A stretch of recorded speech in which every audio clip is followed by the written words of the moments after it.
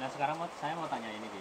Kalau penarikan benda pusaka Ya, itu sebenarnya itu real nggak sih? Maksudnya itu dia tuh terbentuk dari alam gaib atau memang kita para spiritual itu membawa bendanya terus diisikan energinya? oke. Kalau di versi saya beberapa kali diajak ngobrol ya, ibaratnya podcast dengan Iya. beberapa narasumber. Nah, Ya, bukan narasumber sih, host ya. iya. Di beberapa channel, saya mengatakan hal yang sama. Hmm, Kalau dalam keilmuan saya itu penarikan, Mas, itu penarikan. tidak semudah kita lihat di YouTube. Itu dapat dikit-dikit dapat, dikit-dikit dapat. Nah, itu saya yakin itu settingan, Oke. murni settingan. Hmm, Tapi apakah ketika saya melakukan penarikan saya dapat benda misalkan keris, mustika, itu apakah yang bikin adalah gaib? Tentu saja tidak. Bisa jadi itu dari zaman lampau 10 tahun lalu, orang kehilangan atau terjatuh, kemudian dipendem atau keuruk, bahasa Indonesianya apa? Tertimbun ya, tertimbun. tertimbun misalkan.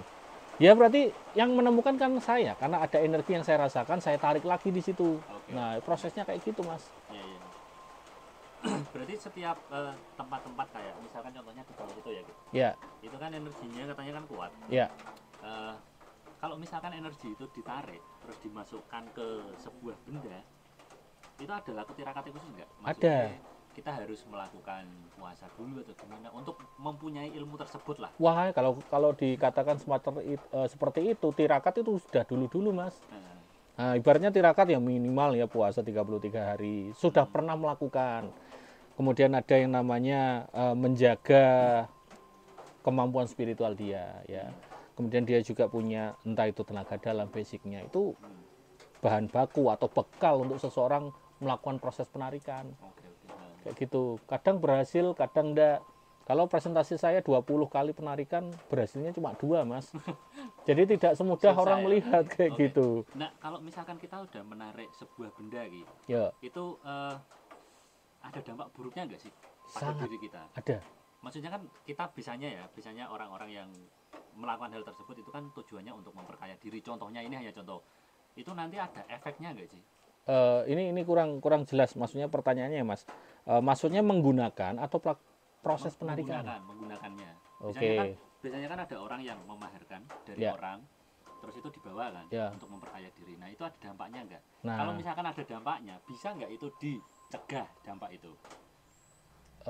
kalau semacam itu kita bicaranya adalah jenis benda spiritual atau mustika atau pusaka ya, yang energinya negatif atau positif. Oke. Nah, Karena saya yakin Mas kalau ada dampaknya ya, katakanlah orang itu mau kaya instan, nah, otomatis kan energinya hitam tuh. iya. Pasti dampaknya ada tumbalnya atau ada apa begitu. Hmm. Bagaimana menanggulanginya? Kalau saya pribadi daripada kebanyakan mikir ya udah larung aja Mas, Larung itu apa? dibuang. Dibuang. Ibaratnya itu virus yang menggerogoti sampean, kemudian sampean masak ya udah grogoti aku masak gitu, ya dibuang aja kan. Jadi seperti itu. Nah Jadi kalau misalkan gini Ki, itu kan misalkan kita sudah dapat duitnya, ya yuk, terus mungkin kan nanti tahu, oh ini berapa bulan ke depan bakal ada dampaknya. oke. Ketika kita sudah dapat duitnya, terus kita buang sebelum ada dampaknya itu gimana? Saya pernah dengar cerita kayak gitu. Nah, Ibaratnya dia itu sudah menggunakan, tinggal nanti bunganya ya berarti iya, itu udah dapat uangnya, kemudian bunganya atau resiko kan. iya. Ternyata dia dikasihkan orang Mas. Oh yang ini. Bendanya dikasihkan orang dengan kriteria yang sama, artinya adalah ya kecocokan. Hmm, Dia seperti milih orang yang butuh, orang yang butuh instan ya pokoknya kayak gitu. Terus bendanya dikasihkan ke orang itu dengan ijazah penyerahan. Di situ ada serah terima. Tidak bisa benda yang saya miliki tak kasihkan sampean dengan cuma-cuma tanpa ada penyerahan, tidak bisa. Nah itu pernah saya dengar cerita seperti itu, dan resikonya yang kena dia. yang dapat ijazah Iya, tadi. soalnya dia juga apa namanya? Kalau kita bicara banyak Mas, kayak ibaratnya hitung-hitungan duit itu. Misalkan saya dapat 1 miliar ya, misalkan ya, tak kasihkan sampean. Kamu akan dapat 1 miliar, tapi nanti resikonya 2 kali lipat. Resiko dia dikasihkan sampean. Ya, gitu jadi ya? iming-iming di situ. Nah, numpuk terus. Nah, ini sebutan seperti ini nanti secara turun-temurun jadilah kayak benda kutukan. Oh gitu. Itu saya pernah meneliti juga Mas, cincin yang ditemukan di kuil ini fakta ya, sama bisa cari di manapun, literasi banyak. Di kuil di India itu ditemukan oleh penjajah Inggris.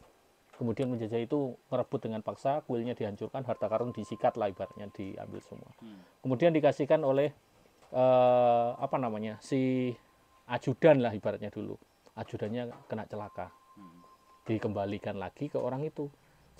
Celakalah dia, kemudian anak-anaknya sakit semua. Kemudian diserahkan kepada seorang wartawan. Nah, wartawan itu dikasihkan kepada orang lain lagi, dicoba. Mati orang itu. Sama, berarti Dikembalikan lagi. terus. Iya, kemudian orang itu kemudian apa namanya? Dilarung sama. Ceritanya dilarung di sungai di Inggris, itu dilempar aja, Mas. Lah, itu karena sudah apa namanya? Keterikatan, sudah ada janji ibaratnya kayak tadi. Loh, itu kembali lagi, Mas. Cincinnya tadi. Cincinnya. Entah kenapa ada orang yang ngeruk, ya kan, ngeruk ya, normalisasi sungai. Kemudian diangkatlah di situ, kemudian dikembalikan. Oh, ini miliknya itu salah satu apa namanya? Apa itu kalau di pengadilan itu? Lawyer, kayak lawyer pengacara. Nah, itu. Nah, sekarang cincinnya ada di museum. Saya bisa lihat. Pernah saya bikin konten kayak gitu. Sama ceritanya. India itu ya, Ki? Di India waktu penjajahan dulu. Cincinnya ada. Wow, ketika saya lihat, wah, apa namanya? Auranya pekat begitu. Masih ada dipajang sekarang. Nah, saya mau tanya lagi, Ki, soal Monggo. ini. Soal pelet. Pelet, oh ganti Zaman lagi nih. sekarang itu kan kita kan gini, di zaman era sekarang itu kan orang mungkin sudah berpikir rasional lah ya. Oke. Itu apakah zaman sekarang itu tetap masih bisa dilakukan untuk hal-hal semacam itu? Pelet itu kalau saya pribadi lebih suka apa rumusnya adalah orang itu memang sudah membutuhkan, ibaratnya ikatannya sudah kuat, entah itu ikatan dendam, ikatan cinta yang mendalam. Nah, pelet itu terjadi. Kalau di dunia yang modern seperti ini, ya kalau saya bicara pelet, wah di kolom komentar saya di media sosial pasti ada yang komen, pelet yang paling manjur ATM yang isinya penuh, dengan mobil isinya ini. Enggak semacam itu. Ya, pelet itu memang terjadi tanpa kita sadari, Mas. Ya, sebenarnya semua orang atau semua manusia itu bisa melakukan pelet. Karena yang jalanin pelet kan ada energi yang mengikat itu. Nah, kebanyakan orang yang nggak tahu, ya kemudian dia mendatangi orang-orang pinter untuk dibantu kan. Minta Bantuan. Itu bantuannya si orang pinter atau kita sebut dukun lah ya. Itu membantunya adalah ya mengikat tadi suatu ikatan. Nah, di Cina kan sama itu, kalau misteri itu kayak ada tali warna merah itu. Iya. Waktu kecil saya nonton film-film, nah itu kan ada ikatan. Ternyata itu benar, ada ikatan. Manusia itu ada ikatannya. Tapi yang ikat itu hanya sebuah energi, aura atau jin atau bangsa jin gitu, Ki? Yang kalau alami memang manusianya, Mas. Berarti emang Manusianya itu ada ikatan. Ya, Oh, ya. ada ikatannya. Itu. Kalau saya sebutnya ikatan batin. Ada saling keterkaitan. Ya. Walaupun ya misalkan saya jelek sekali, saya bisa mendapatkan cewek yang cantik tanpa melakukan apapun, itu sudah terjalin ikatan. Bukan pelet aja, Mas. Ya, berarti kayak rasa nyaman itu kalau kita jabarkan, wah, Iya. mendalam isinya kayak gitu. Tapi untuk melakukan hal itu, misalkan orang awam tanpa minta bantuan ke orang, apakah bisa dilakukan sendiri? Kalau kita melakukan pendekatan secara spiritual dan secara kepercayaan atau agama, itu kan ada juga ibaratnya melancarkan ya, Mas. Semacam mengamalkan doa-doa tertentu, wirid ya kan, dengan kita tujukan apapun begitu. Terkadang juga ada yang salah dengan kita wirid tetapi mintanya bukan kepada Sang Pencipta. Contoh di Punden, di kayak gini apa namanya, pohon ada pertapaan di situ, dia wiridan tetapi dia mintanya kepada penunggunya. Nah, itu kan yang mewujudkan nanti si penunggunya. Oh iya. Jadi perantara peletnya itu ya makhluk kayak gitu. Seperti Tapi itu tadi. kebanyakan kalau misalkan secara alami ya, Ki, itu kan biasanya lama. Terus orang-orang itu kan pada minta bantuan ke guru spiritual lah. Atau kadang itu pakai ilmu hitam ya. Oke. Kalau misalkan pakai kayak kodam, jin, Ya. demit-demit itu biasanya kan cepet katanya sih, Ki. Ya. Biasanya kan cepet sih. Tapi itu ada masa aktifnya nggak sih kayak gitu?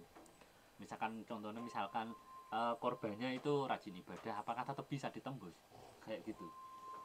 Kalau ilmunya yang kembali lagi, Mas, kalau ilmunya tadi yang sedikit yang kurang baik ya, yang instan semacam itu ya memaksakan seseorang ya kan.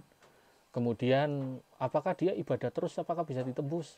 Bisa, karena beberapa wanita itu kan pasti ada masa lemah iya. energinya kan. Oke, oke. Ketika dia Apa PMS itu? PMS bisa, ataupun ketika dia tahu wetonnya. Heeh. Lah mbah-mbah saya dulu mengatakan, "Leo juga gampang ngekei wetonmu ning wong liya." Lah itu celah, Mas. Oh gitu. Makanya kalau orang udah tahu wetonnya, punya selai rambutnya udah kena itu. Bisa ya? Bisa. Ibaratnya dijampi-jampi tanpa melakukan apa namanya, tanpa melakukan atau meminta bantuan kepada orang pinter. Itu ibaratnya pokoknya aku dendam. Pokoknya kue dadi nggonku, jadi milikku selamanya, dengan ekspresi ataupun energi kemarahan, ingin memiliki. Lah itu bisa menjadi energi Berarti cukup negatif. rambutnya sama tahu weton. Ya, ya kayak gitu aja, Mas. Ada juga mungkin doa-doanya, ada beberapa. Nah, kalau saya kasihkan nanti disalahgunakan, Mas. Iya, iya, iya. Itu karena amalan-amalan yang saya bagikan dulu pernah, Mas, saya bagikan ilmu-ilmu gitu kan, ijazah. Ternyata ada yang ngamalin salah, ya kan, nggak baik, yang tanggung jawab siapa nanti gitu loh.